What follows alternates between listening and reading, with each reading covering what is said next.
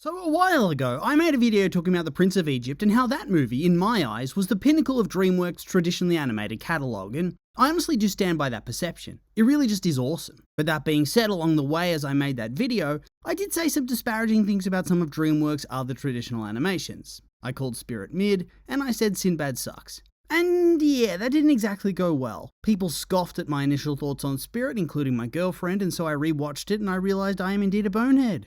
A hard thing for me to admit, but there you go.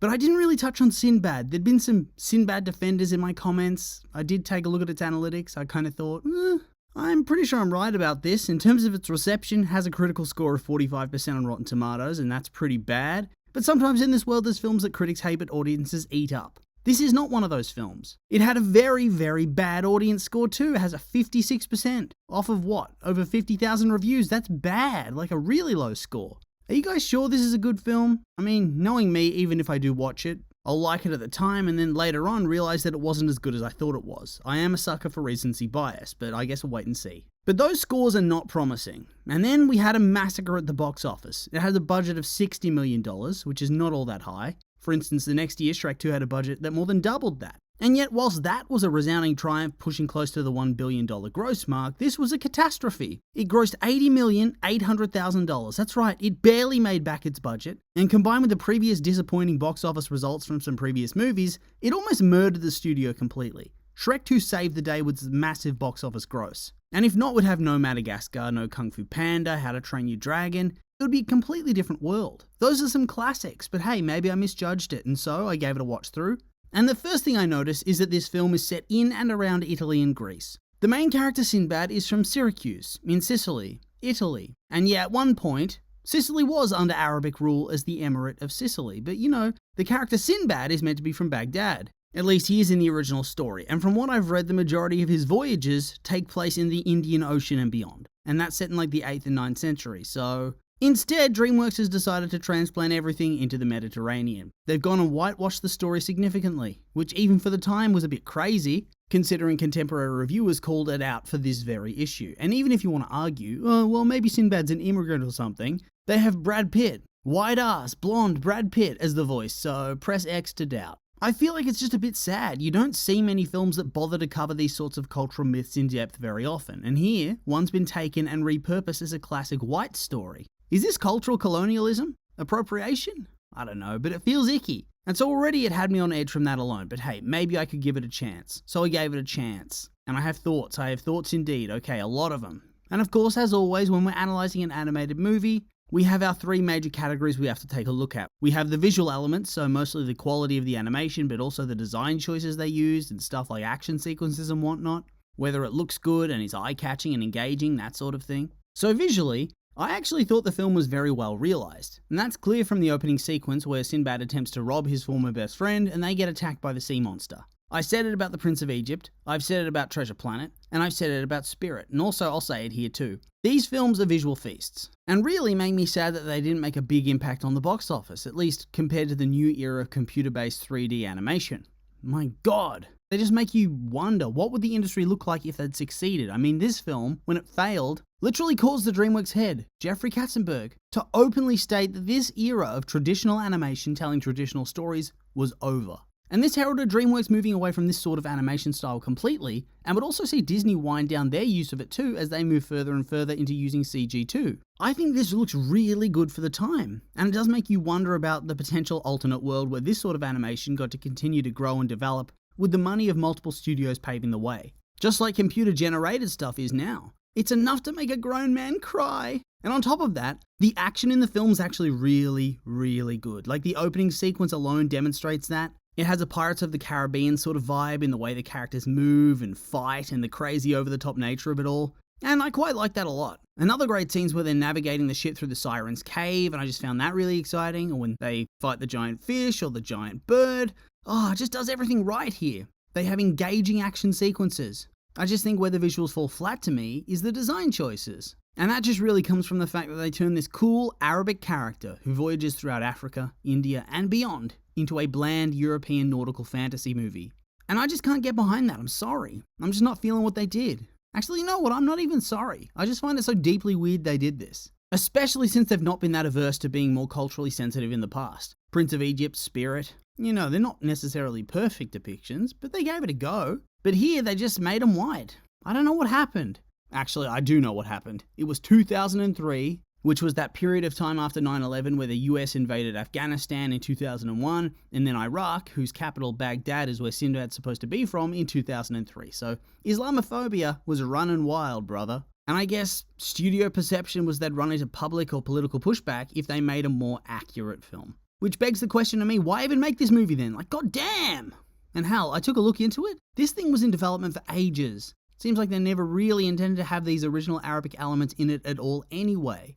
Which is just, it's a bad look in my eyes, and it impacts my ability to enjoy the visuals. It just leaves me with that feeling of, what if? In terms of sound, the cast is good, nothing spectacular from the voice performances if I'm being perfectly honest. It's not like it's bad, but it's just nothing spectacular. I just recently watched Shrek 2, and the difference from here to there is pretty astounding if I'm being honest. It's just nothing really special. Same with the soundtrack. DreamWorks of this era was famous for its integration of glorious songs into their soundtracks. This just had a generic score, a general score.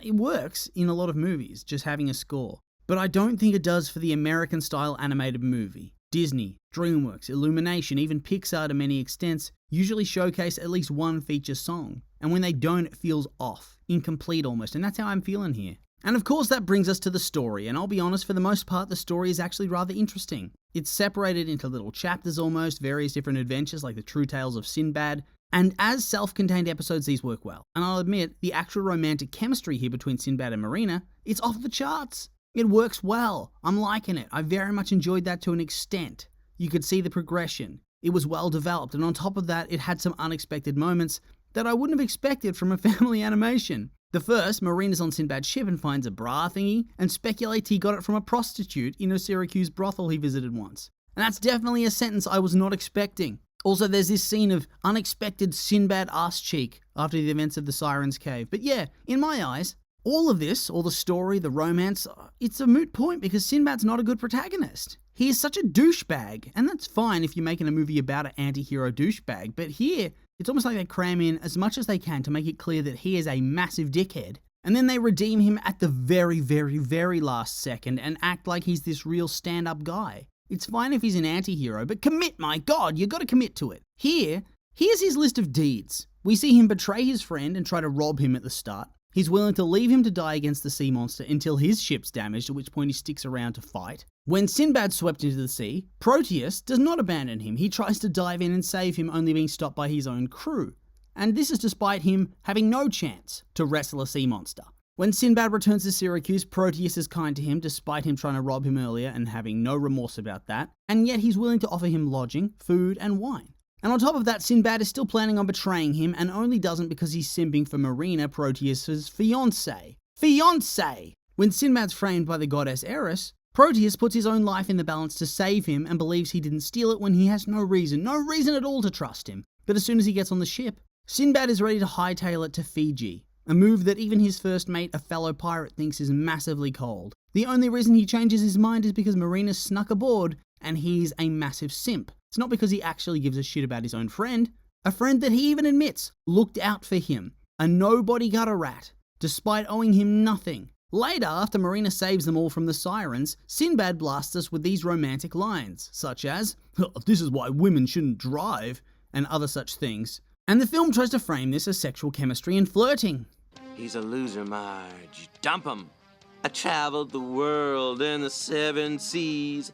I am watching you through a camera. The dynamic improves, but it is a terrible, terrible start. I've seen relationships like this, and it's as cringy and sad as you'd expect. It's just sad. This guy's openly flirting with the fiancée of his supposed friend, who is sticking his neck out for him currently, and then reveals he's in love with her and has been since he first saw her at a distance 10 years before. And they've never actually spoken before this movie, by the way. He saw her at a distance, and he got so salty and jealous of his friend that he abandoned his idea of becoming a proud sailor alongside said friend and became an evil pirate instead. Makes sense. And what's worse is that she actually buys into his bullshit drivel.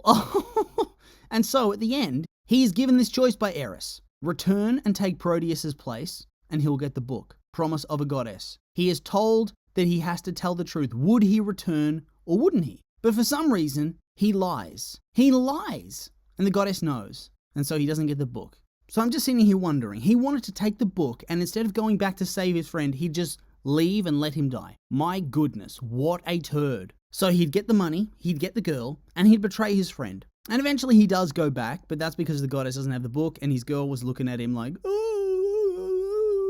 And so the goddess gives him the book, his friend gives him his blessing to pursue this relationship, and it's all hunky-dory. The hell is this shit? What is this trash? Absolute garbage. Love triangles work, but really do you see the obvious piece of crap character get the girl so thoroughly? Imagine being the prince, god damn. Just smile and wave, boys, smile and wave. Imagine being his dad just looking at this guy. Oh, I can't get behind this movie. It just stumbles so often. I think tweaks and it could have been better. And I wouldn't say it sucks, but I think it got what it deserved. It is not underrated. It's just kind of bad. And I'm really not surprised it didn't do that well. It's just a shame that such great animation was wasted on a so-and-so plot with a shit protagonist. But yeah, nothing really much else to say, and so I'll just say these have been my opinions, and now I'd like to hear yours. What do you think about Sinbad and what I had to say? Do you agree with me? Maybe not? I'm curious for your thoughts, so make sure to like, comment, and subscribe, and let me know.